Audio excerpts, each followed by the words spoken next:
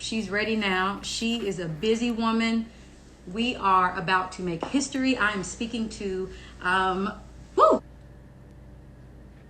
I'm waiting. Here she comes. Hi! Oh Hi. my goodness. Hi. Hi. Happy New Year. It is so good to see you. Oh my goodness. Same How have here. you Happy New been? Year.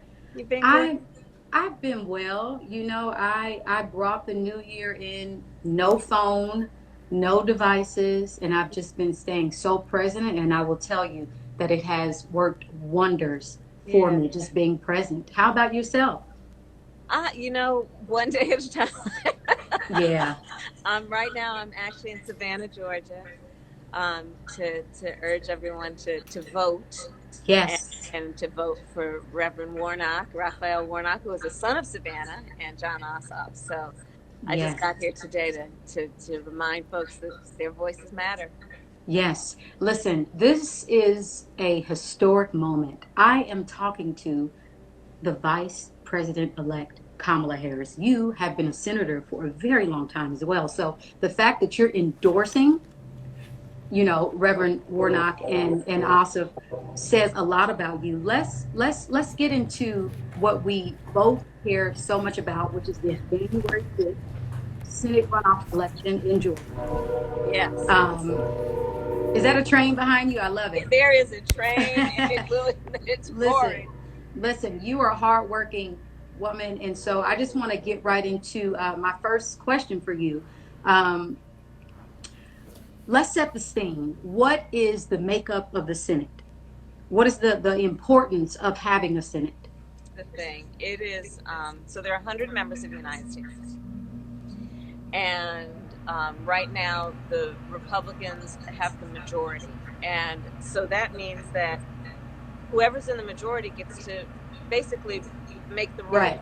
around what we're going to vote on versus what we're not going to vote on, right? So it has everything to do with what legislation will get passed and whose voices will be heard.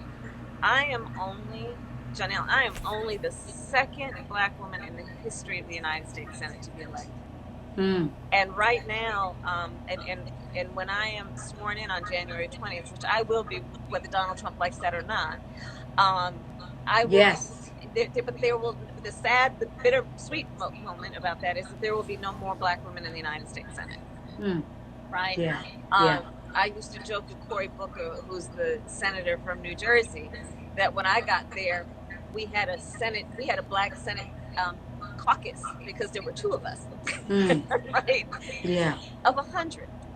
So there's that piece of it. There's a piece of it about Democrats versus Republicans in the majority, but there is this other piece of it as it relates to the Georgia races, which is United States senators have so much power Mm. to determine how our country will move forward or not.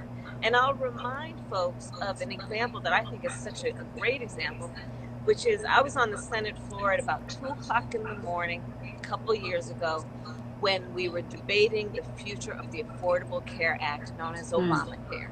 Mm. Now, President Obama, together with Vice President Biden at the time, passed legislation and were leaders to say access to health care should be a right and not a privilege of just those who can afford it. Yeah. But because Barack Obama, it was his signature piece of legislation, the Republicans were trying to get rid of it. Yeah. And that one particular early morning, one United States senator walked on the Senate floor and determined the future of health care. Mm. And that was the late, great John McCain, who, with a thumbs down, said, no, you don't play politics with people's health care. The That's right. power of one senator. Georgia has the power to elect two Yeah. who can go there and say that let's have the majority. Let's put on the floor things like the George Floyd Justice and Policing Act, which I was an author of together with Cory Booker and the Congressional Black Caucus.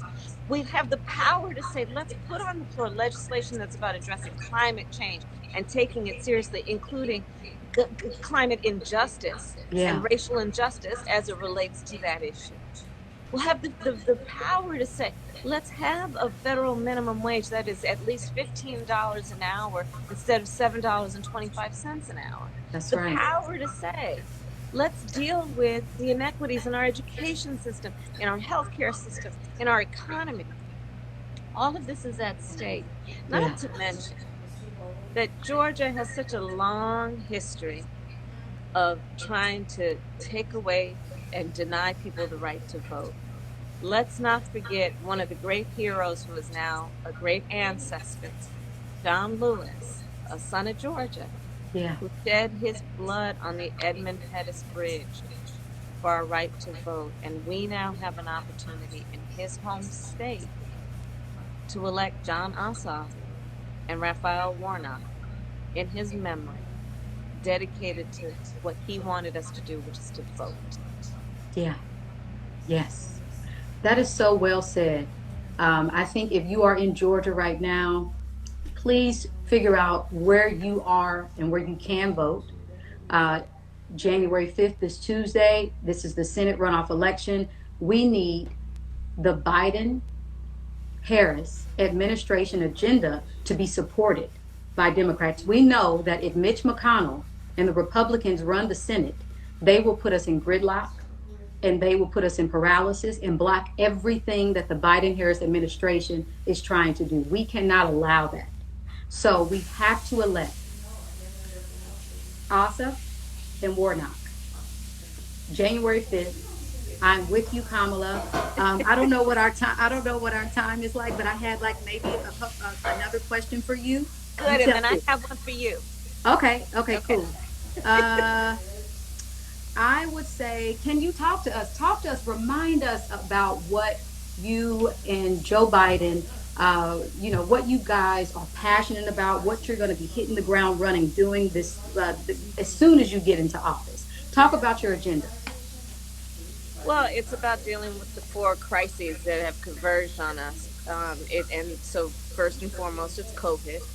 And, we're now looking at over 350,000 Americans have died from it, right? And the tens of millions of people have contracted it. So we need to deal with that. And it's about a plan for a distribution of the vaccines, which really this current administration has not had, taking into account racial disparities and racial equity in the way that we distribute the vaccine. I got the Right. vaccine. I encourage everybody to take it, Yes, get it, I and will be take taking it life, too. right? There My you go. friend's father worked on the Moderna vaccine, so I've That's what had an I got. opportunity, and she has it as well. She has the vaccine.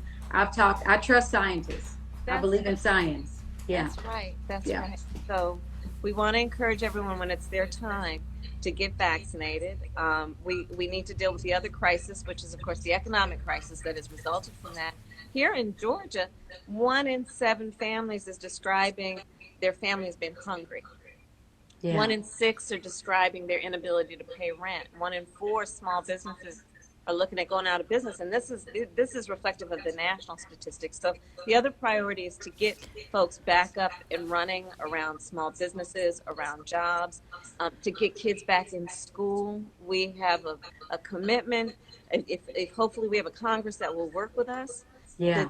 take 100 days to figure out how to safely reopen schools so our babies, all of our children, can get back in school and Yes, maximize their God-given talent. So there's that. There's the long overdue reckoning on racial injustice in America and yeah, taking that on and dealing with it head on.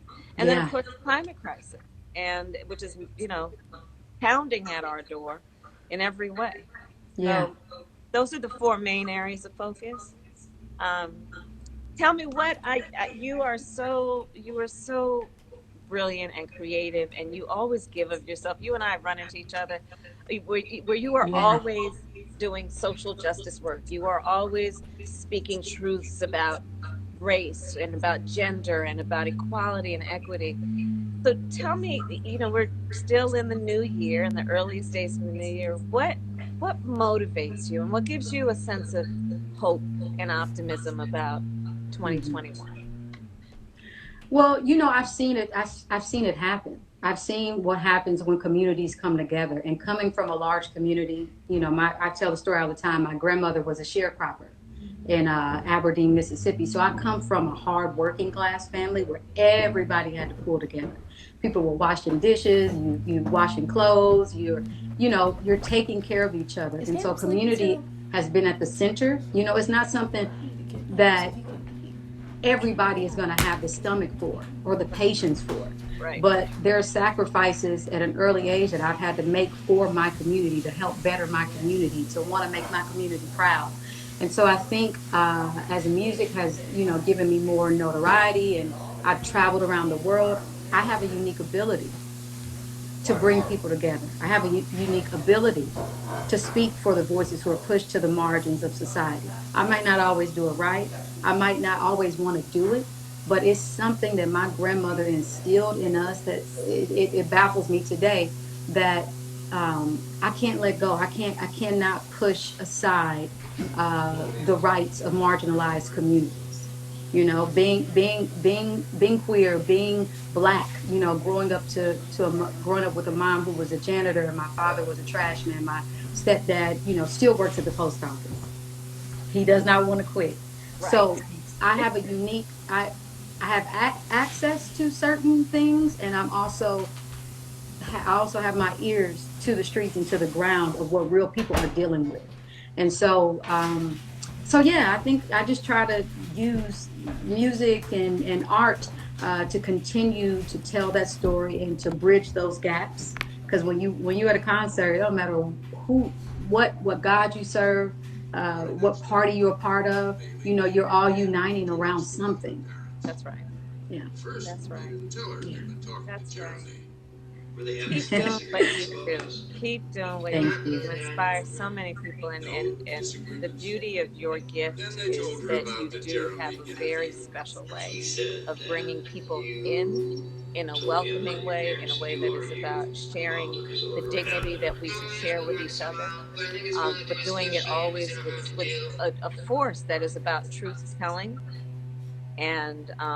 And I do believe when I look at leaders like you, I know that our future is bright, and it's just about everybody, like you said, working at Yeah. it. And it's not easy. There are other things you could Yeah. be doing with your time, and I want to thank you for always stepping up to give of yourself.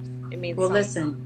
listen. I'm just a mirror reflecting back your hard work. It's not easy. Working, I'm sure. Going into this 2021. Excuse me, we're out Yeah. of 20, but going into 2021, 2022, 23, 24, fighting for the things you believe in. And That's I right. just want to tell you that I'm personally thankful. I am so thankful to have you in office. I feel like I feel like um, you know it's not that I look at you or people should look at elected officials as saints or like they're going to get everything perfect, but to know that you are in office reflecting people like me, like my grandmother, hardworking class folks. You're fighting to get this virus under control. You represent real leadership, and I appreciate that. I appreciate that you are because you don't have to. You don't have to. You didn't have to accept Joe Biden's invitation. You didn't have to say yes, but you did. And I know that you're going to do that with integrity. I know that you're going to fight for marginalized voices. I know that when I see you, you are going to be thinking about this country, that you're going to have things on your mind because you do care. And from seeing you prior to you being, the next vice president elect, that was always in you. That doesn't have to be taught. So I just want to say thank you. Thank you for fighting for us. Thank you for representing those of us who just have felt like there's no way forward. Like what is our future going to look like? And you're actually planning to figure that out and make that better for us. We are all Yeah, we are we all in are. it together, and they're all looking at me because I'm supposed to go on stage right now. Okay. All Raphael right. and John, Yes, send them Happy my New love. Year. Happy Let's New vote. Year. Until next time, stay Until well, next stay time. healthy. I'll see you. I love you. I'll be praying for you. And I call me whenever appreciate you it. need me. Thank you. God bless. God bless. Woo! Okay, that was incredible. That was history. We got an opportunity in 2021 to see and talk to Vice President elect Kamala Harris. I have to save this live, have to figure this out. So give me some time. But thank you all so much for logging on and for listening to us. I really do love her. She's the real deal. You know, I think she and Joe Biden are going to give us something new. I'm not interested in returning to the old, you know, days and being comfortable. It's time that we push a different future, one that looks better than it has before. And I'm excited to work with her and talk to her behind closed doors and figure out how we how we bridge some gaps and how we really do take care of our people. So thank you guys so much for coming. Happy New Year. I got to get back to work myself. But remember, Georgians, January 5th, Senate runoff election. Please vote. Remember that if we can get Reverend Warnock and John Ossoff in office, they will help support the Biden Harris administration. If you guys keep, if we keep, if America, if Georgia keeps Mitch McConnell in office, here's what's at stake. And I had to write this down because this is just a few. Here's what's at stake if we do not vote for Ossoff and Warnock in Georgia. Um, if we want to pass the coronavirus relief and have a strong economic recovery, we need to vote for them. If we want to protect healthcare, we need to vote for them. If we want to lower prescription drug costs, restore the Voting Rights Act, we need to vote for them. Increase the minimum wage that working class families like mine need, we need to vote for them. And we need to vote because we need to have a Democratic Senate that can work with Joe Biden and Kamala Harris. You guys remember when Obama was trying, if you voted for Obama like I did, when he was trying to get things passed, he had such a hard time. That's called gridlock. And that's what Mitch McConnell and Republicans have been trying to do. Stop everything that he's trying to do. And then we say, well, look, they got in office and they didn't do anything, but you need the support of the Senate. So we need to vote them in because of that. And we all know, again, that Mitch McConnell is controlling the Senate. And, you know, we want progress. We don't want to be in a paralysis stage. We don't want to just sit there and wait on, well, when are we going to have the COVID relief fund? When are we going to take care of people? Like, we should not, people should not, this is life or death. These are people's lives that are being played with. So anyway, that being said, I said my spiel. I love you guys. I love you, Georgia. Go out and vote. God bless you.